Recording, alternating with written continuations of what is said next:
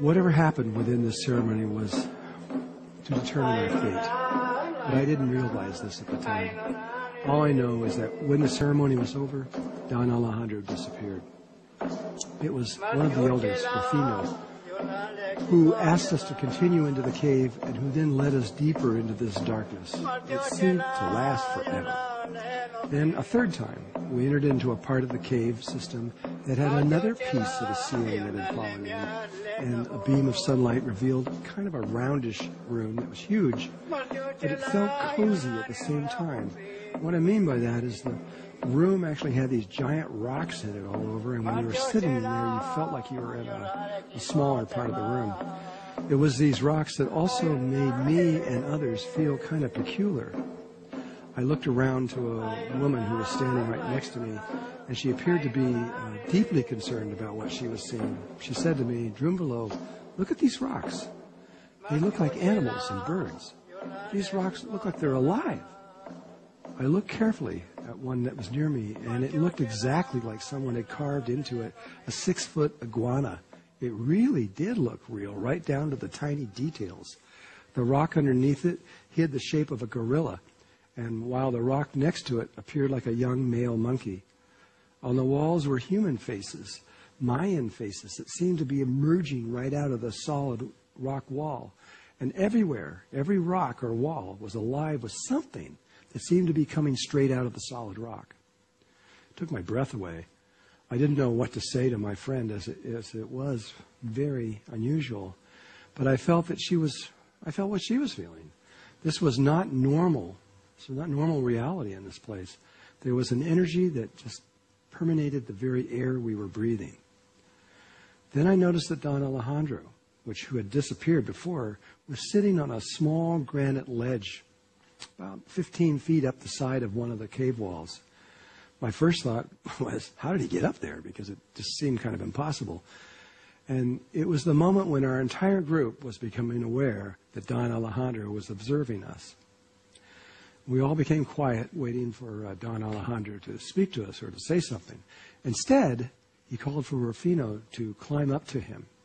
He did so, but only so that his head was just level with this rock ledge where Don Alejandro was sitting.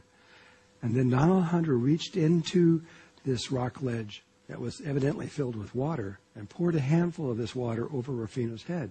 He did this 3 times. I had no idea what was going on. Then Tata Alejandro asked one of the world group to come up to the rock, and he performed the same ceremony with him. We were all just watching, what was going on. Then he asked each one of us to come up, one at a time. At that moment, I'll never forget this. It was just like simultaneously, we all knew in our hearts what was happening. Don Alejandro was performing a Mayan water ceremony on each of us. We were being initiated in some way, and the energy of the room went deep inside of our hearts of every one of us that was there.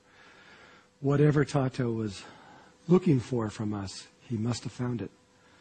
I started to cry. I couldn't help it. Later, when we were back in a small Guatemalan town, about to have dinner, Don Alejandro, Elizabeth, his wife, and Rufino were sitting at a table together, and they motioned for me to come over and sit with them. Don Alejandro looked into my eyes and said, and this is a quote, "We have asked 2 other groups to come from all over the world to have this ceremony with us to complete our prophecy, but they could never pass the tests that Pachamama presented to them. But I want to tell you now that this group has more than passed all of our expectations.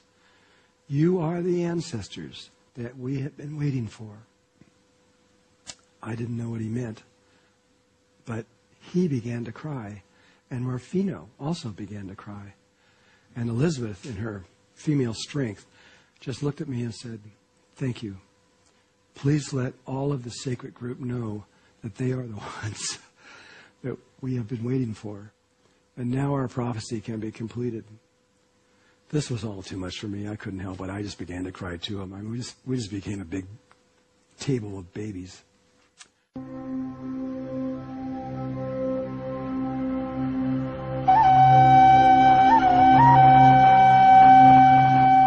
Now, change subjects here. The hidden positive side of the Mayan prophecy. The Mayas see that a long cycle is ending, both their 5,200-year cycle and the precession of the equinoxes at 26,000 years. And they predict that the old world, the one we live within now, is about to disintegrate from natural causes. This means that everything that we now know as normal will dramatically change. It is this part of the Mayan prophecy that the world is focused on. The idea that the poles of the earth are going to shift and humanity will almost be destroyed. It has even been termed, as we said, the doomsday of 2012. But at the same time, exact same time, a new cycle begins. And this cycle is an extraordinary one this time around. I was recently in Colombia, in the Sierra Nevada mountains, living with the Kogi and the Arhuacos Mamas. They believe that there are 9 worlds altogether. And yes, we are in the 4th world. That's what they believe, the same thing. And we will enter the 5th world, just the same way that the Mayans believe. And I said to them, so we still have 5 more worlds to enter to reach the highest level of consciousness. I'll never forget. They turned around, they all looked at me, and they said, no, you don't understand, Drunvalo. Everything in life is to achieve balance. The 5th world is in the middle of 4 worlds on either side. It is the perfect balance within the universe. There is no higher world. The Mayas say something similar. They say that the next world, which they call the 6th sun, is a world where humanity reaches a new level of consciousness and that we achieve this new level very, very quickly. As the new cycle begins, which also begins within the end of time, duality consciousness, or good and bad consciousness, disappears, and a unity consciousness becomes normal for humankind. The human ego no longer exists, and we see each other as parts of each other, ourselves.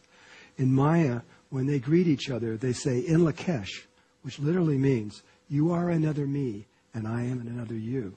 This is a hint of the world we're about to enter. Further, the Maya predict that the human quarantine to this solar system that has existed for a long time now will be lifted. And as it is lifted, humanity realizes that the stars and all life everywhere are interconnected in pure consciousness. Our human potential will reach levels that at this moment would seem absolutely impossible for us. But this new humanity will become normal and accepted as the truth, according to the Maya. In other words, the Maya predict that humankind will no longer be involved in finance, politics, war, food, oil, etc., and that we will become one with the Creator and be able to manifest all things. We become co-creators along with the Creator. If this is true, then don't worry when you watch the movie 2012 showing the earth being destroyed. They are only showing part of the Mayan prophecy. Remember this time, and remember the Maya, and know that what is coming is beautiful and sacred, something to celebrate and be grateful for. As Mara Baba once said, don't worry, be happy. This is definitely the best approach for life at this time. Breathe from your heart. Life is not what it seems, not even close to what most of our parents believed to be true.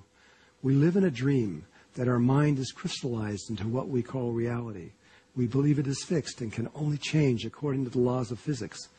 The Maya believe you will soon know a part of yourself that is so ancient that it goes beyond the stars and planets as fixed worlds. They are just a dream also, and just like a dream upon wakening, you realize that it was nothing but light, or better still, nothing but pure consciousness. Is it time for you to remember who you really are, which is far beyond a normal human being? And Lakesh.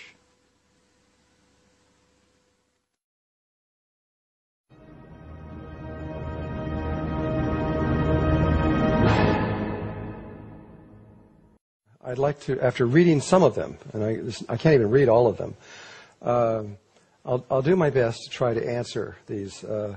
There's a lot of questions here that have nothing to do with what